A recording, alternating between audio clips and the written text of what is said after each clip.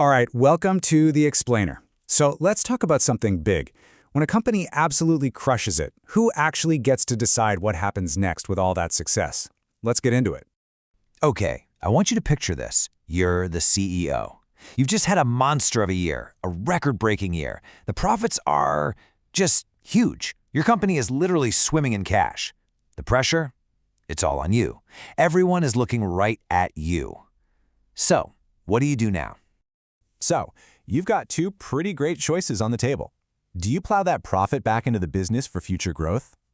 Build a shiny new factory, maybe develop some game-changing new product?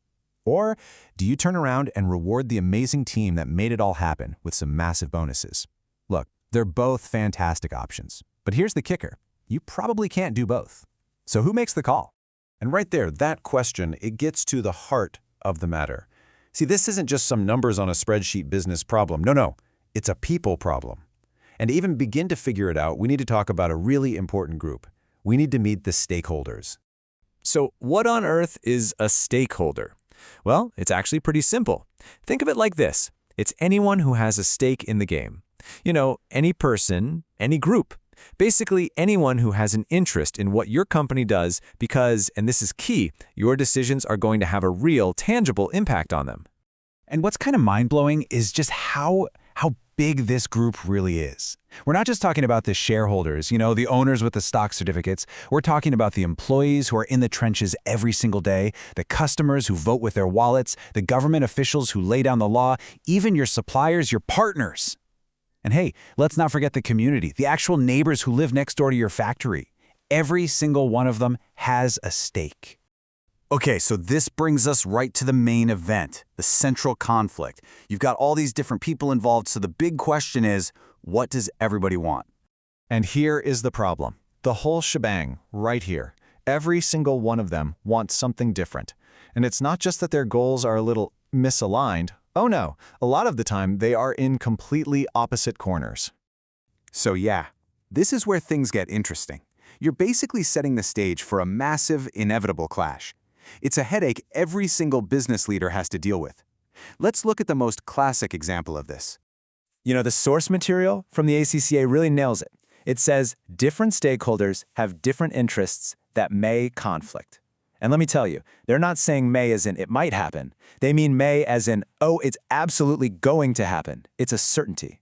And this right here is the perfect picture of that conflict. On one side, you have the employees. What do they want? Higher salaries, better benefits. And hey, who can blame them? That's a totally reasonable thing to want. But on the other side, you've got the shareholders. They want higher profits. Why? Because that means bigger dividend checks and a stock price that's going through the roof. Think about it.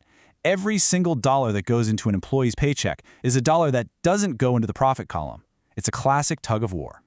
So if you can't possibly make everyone happy, what's a CEO to do? Well, here's the secret. You don't pick a side. It's not about that. Instead, your job becomes a great balancing act. You see, the goal here isn't for one group to win. If the shareholders always win by maximizing profit no matter what, your company's reputation could get absolutely torched when the story about how you did it breaks. And trust me, it will. Suddenly, your ethical customers are gone. Your best employees, they might quit in protest. All of a sudden, that cheaper decision just got very, very expensive. It all comes down to finding that delicate balance. So the company can make a different choice. They could go with a more expensive but more ethical supplier.